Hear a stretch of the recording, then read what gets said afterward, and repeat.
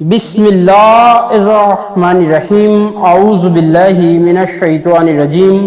نحمدہ ونصلی علی رسولہ الکریم اما بعد فاعوذ باللہ من الشیطان الرجیم بسم اللہ الرحمن الرحیم السلام علیکم ورحمۃ اللہ وبرکاتہ ومغفرتہ۔ تمام ہی قرآنی وظائف ایڈوائزر چینل کے قابل عزت قابل احترام پیارے دوستو، میں ہوں آپ کا خادم محمد مظہر صدیق چشتی، جو کہ آج پھر آپ کے لیے ایک خصوصی موضوع یعنی سورۃ المریم 19 کی فضیلت و اہمیت لے کر حاضر ہوا ہوں، اور اللہ کریم کی پاک ذات سے امید کرتا ہوں کہ آپ سب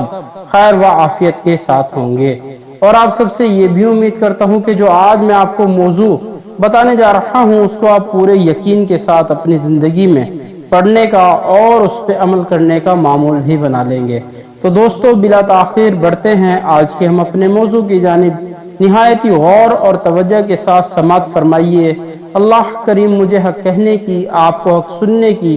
اور ہم سب کو عمل کی بھی توفیق عطا فرمائے۔ دوستو، آج کا جو ہمارا موضوع ہے وہ قرآن مجید فرقان حمید میں سے سورۃ مریم 19 کی فضیلت و اہمیت ہے۔ نمبر شمار کے مطابق سورۃ مریم 19ویں نمبر پر آتی ہے۔ سورۃ مریم مکہ مکرمہ میں نازل ہوئی۔ اس سورت میں 6 رکوع اور 98 آیات ہیں۔ اس سورت میں حضرت مریم رضی اللہ تعالی عنہ کی عظمت، آپ کے واقعات اور حضرت عیسیٰ علیہ السلام کی ولادت کا واقعہ بیان کیا گیا۔ اس ہی مناسبت سے اس سورت کا نام سورۃ مریم رکھا گیا۔ جب چند مسلمانوں نے حبش کی طرف ہجرت کی تو کفار مکہ نے تحائف دے کر اپنے 2 نمائندے حبش بھیجے تاکہ وہ ان مسلمانوں کو وہاں سے واپس لے آئیں۔ جب وہ حبش کے بادشاہ نجاشی کے دربار میں پہنچے اور اس کے سامنے اپنے آنے کا مقصد بیان کیا، یہ وہ کفار مکہ تھے جو ان کو واپس لانے کے لیے گئے تھے، تو اس نے کہا کہ میں پہلے ان مسلمانوں کا موقف معلوم کر لوں۔ چنانچہ مسلمانوں کو جب اس کے دربار میں بلایا گیا اور حضرت جعفر بن ابو طالب رضی اللہ تعالی عنہ سے ان کی گفتگو ہوئی تو اس نے کہا، کیا آپ کے پاس اس کلام کا کوئی حصہ یعنی کہ قرآن مجید فرقان حمید کا کوئی حصہ موجود ہے؟ تو جو اللہ تعالیٰ کی طرف سے نازل ہوا۔ حضرت جعفر رضی اللہ تعالی عنہ نے فرمایا، ہاں ہے۔ پھر اس کے بعد سامنے آپ رضی اللہ تعالی عنہ نے سورۃ مریم کی تلاوت فرمائی۔ حضرت ام سلمہ رضی اللہ تعالی عنہ فرماتی ہیں، اللہ عز و جل کی قسم، نجاشی سورۃ مریم سن کر اتنا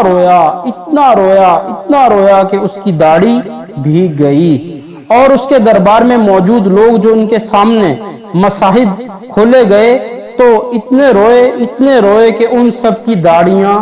اور کپڑے بھیگ گئے۔ پھر نجاشی نے کہا، بے شک یہ دین اور جو دین حضرت موسیٰ علیہ السلام لے کر آئے یہ ایک ہی طاق سے نکلے ہوئے ہیں، اور کفار کے نمائندوں سے کہا، تم لوگ یہاں سے چلے جاؤ، خدا کی قسم میں کبھی بھی انہیں تمہارے حوالے نہیں کروں گا۔ نمبر 2، ایک اور صحابی رسول حضرت ابو مریم رضی اللہ تعالی عنہ فرماتے ہیں کہ میں نے نبی کریم رؤوف الرحیم صلی اللہ علیہ وسلم کی بارگاہ رسالت میں حاضر ہو کر عرض کی، یا رسول اللہ صلی اللہ علیہ وسلم، آج رات میرے ہاں لڑکی پیدا ہوئی ہے۔ حضور پرنور صلی اللہ علیہ وسلم نے ارشاد فرمایا کہ آج رات مجھ پر سورۃ مریم نازل کی گئی، تم اس کا نام مریم رکھ دو۔ چنانچہ اس لڑکی کا نام مریم رکھا گیا۔ دوستو،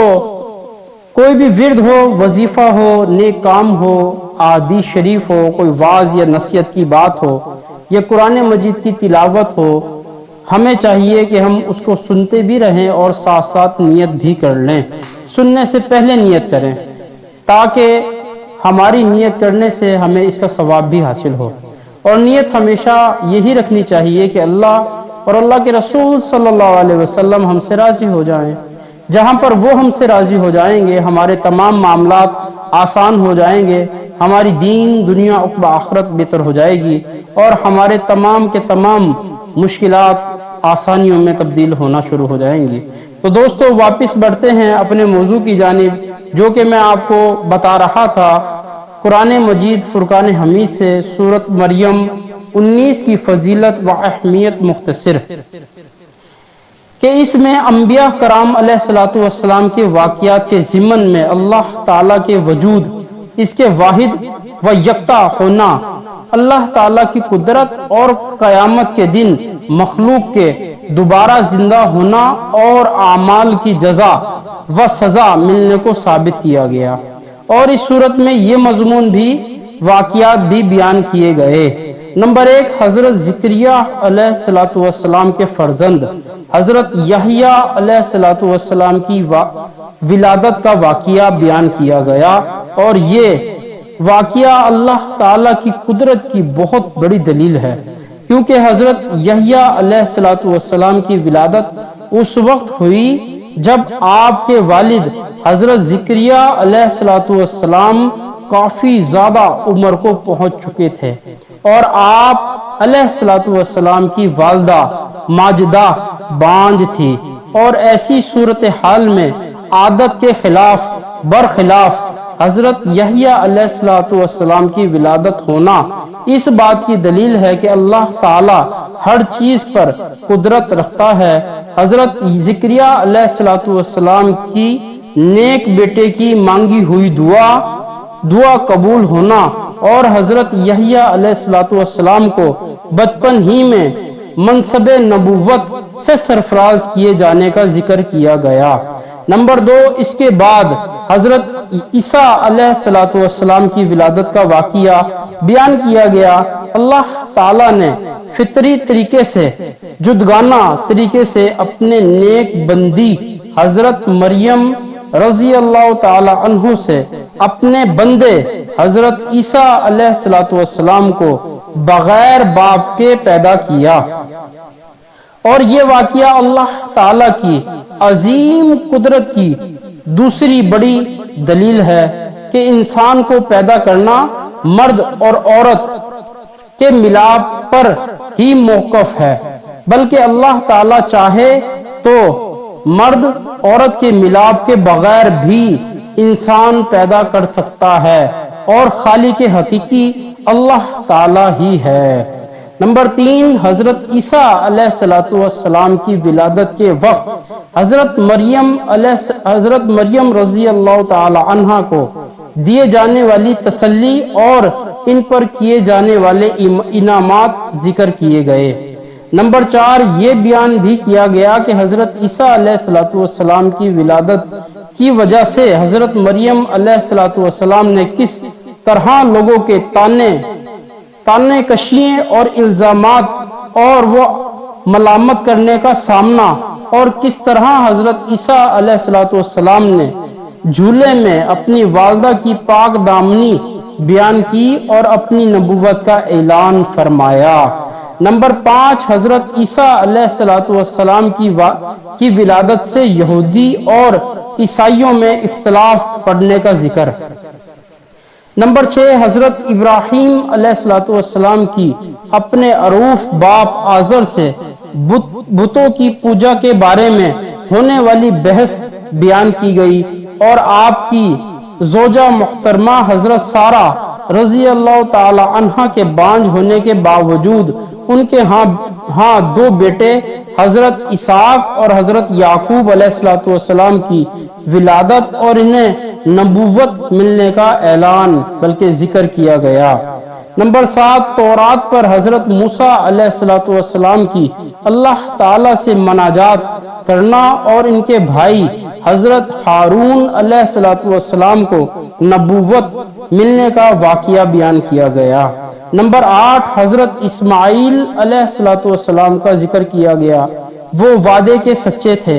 اور وہ اپنے گھر والوں کو اور اپنی قوم جسم کو نماز اور زکوٰۃ کی ادائیگی کا حکم دیتے۔ حضرت ادریس علیہ الصلوۃ والسلام کے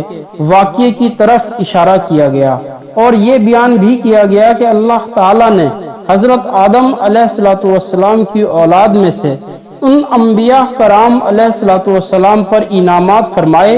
اور انہیں لوگوں کی طرف رسول و نبی بنا کر بھیجا۔ نمبر 9 نیک لوگوں کے بعد آنے والوں کا اپنی نمازیں ضائع کرنا اور اپنی باطنی خواہشات کی پیروی کرنے کا ذکر کیا گیا، اور جن لوگوں نے توبہ کی، ایمان لے آئے اور نیک عمل کیے ان کے ساتھ جنت کے وعدہ کیا گیا، اور یہ بیان بھی کیا گیا کہ حضرت جبرائیل علیہ الصلوۃ والسلام کے حکم سے ہی حضرت جبرائیل علیہ الصلوۃ والسلام اللہ کے حکم سے ہی وحی لے کر نازل ہوتے ہیں۔ نمبر 10 مرنے کے بعد دوبارہ زندہ کیے جانے کا انکار کرنے والے مشرکین کا ذکر کیا گیا اور انہیں خبر دی گئی کہ ان کا حشر یعنی کہ روز محشر قیامت کے دن شیاطین کے ساتھ ہوگا اور انہیں جہنم کے آس پاس گھٹنوں کے بل گرا کر حاضر کیا جائے گا۔ نمبر 11 مسلمانوں سے قرآن مجید فرقان حمید سنتے وقت مشرکین کا موقف بیان کیا گیا اور سابقہ امتوں کی سرکشی اور ایمان قبول کرنے سے تکبر کرنے کی وجہ سے ان پر عذاب نازل ہونے کا ذکر کر کے ان مشرکین کو ڈرایا گیا۔ یہ بیان بھی کیا گیا کہ اللہ تعالی ظالموں کو مہلت دیتا ہے اور اہل ایمان کی ہدایت کو زیادہ کر دیتا ہے، اور اللہ تعالی اولاد سے پاک ہے، اور جنہوں نے اللہ تعالی کی طرف اولاد کی نسبت کی انہیں عذاب سے ڈرایا گیا۔ نمبر 12 یہ بیان بھی کیا گیا کہ اللہ تعالی قیامت کے دن ایمان والوں کو جنت میں داخل کرے گا اور کفار کو جہنم کی طرف ہانکے گا۔ تو دوستو آپ سماعت فرما رہے تھے قرآن مجید فرقان حمید سے سورۃ مریم 19 کی فضیلت و اہمیت۔ میں امید کروں گا کہ آپ نے بغور اس کو سن لیا ہوگا، اور آپ سب سے یہ بھی امید کروں گا کہ آپ قرآن مجید فرقان حمید کو پڑھنے کا اپنی زندگی میں معمول بھی بنا لیں گے۔ آپ چاہے روزانہ پڑھیں، مختصر پڑھیں، زیادہ پڑھیں، لیکن پڑھیں ضرور، اور کوشش کریں اس کی تفصیل کو سمجھیں، اس کے معنوں کو سمجھیں، اور اس کو گاہے بگاہے یاد کرتے رہیں اور پڑھتے رہیں۔ دوستو اگر آپ ہمارا چینل قرآنی وظائف ایڈوائزر کی ویڈیو کو پہلی بار دیکھ رہے ہیں یا سن رہے ہیں تو میری آپ سے نہایت ہی مؤدبانہ اور التجانہ گزارش ہے کہ آپ ہمارا چینل قرآنی وظائف ایڈوائزر کو سبسکرائب بھی کر لیں، لائک اور شیئر بھی ضرور کریں، اور ساتھ ساتھ بیل کے بٹن کو بھی پریس کر دیں تاکہ ہمارے چینل کی ہر نئے آنے والی ویڈیو کا نوٹیفیکیشن آپ کو حاصل ہوتا رہے، اور آپ اسی طرح فائدے اٹھاتے رہیں، مستفیض ہوتے رہیں، اور ساتھ ساتھ عمل بھی کرتے رہیں۔ دوستو اپنی رائے سے بھی ہمیں آگاہ کریے۔ دوستو نماز 5 وقت باجماعت تکبیر اولیٰ کے ساتھ پڑھیں، توبہ اور استغفار بھی خوب کریں، اور سرکار کائنات جناب پاک محمد مصطفیٰ